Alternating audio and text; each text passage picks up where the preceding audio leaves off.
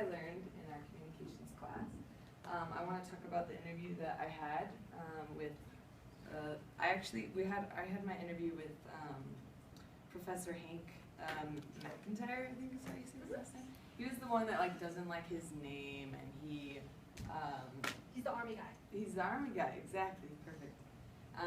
So anyways, when we talked to him, he is in PR. He's like one of the advisors.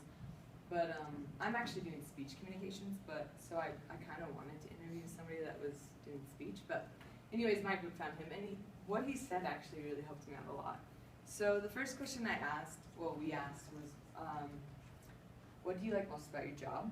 And he said that he gets to communicate with people all day, and so that's always a good thing. And he also talked about being versatile, like you want to be versatile with your job. That's one thing he likes, is it's not boring in that way. And then another question we asked was which soft skills are most wanted by employees, and he talked a lot about grammar and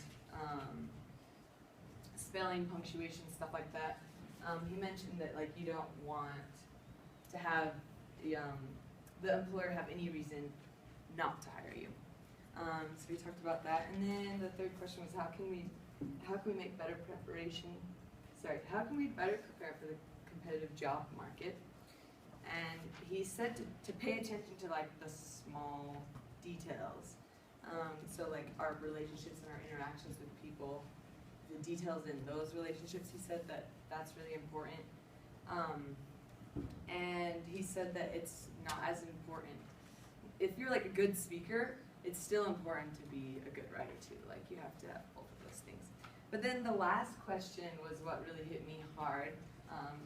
He said, we asked what makes the communication degree so great. And he talked about this show. I'm sure some of you guys have seen My Fair Lady. So what he said about it was how communication changes people's lives.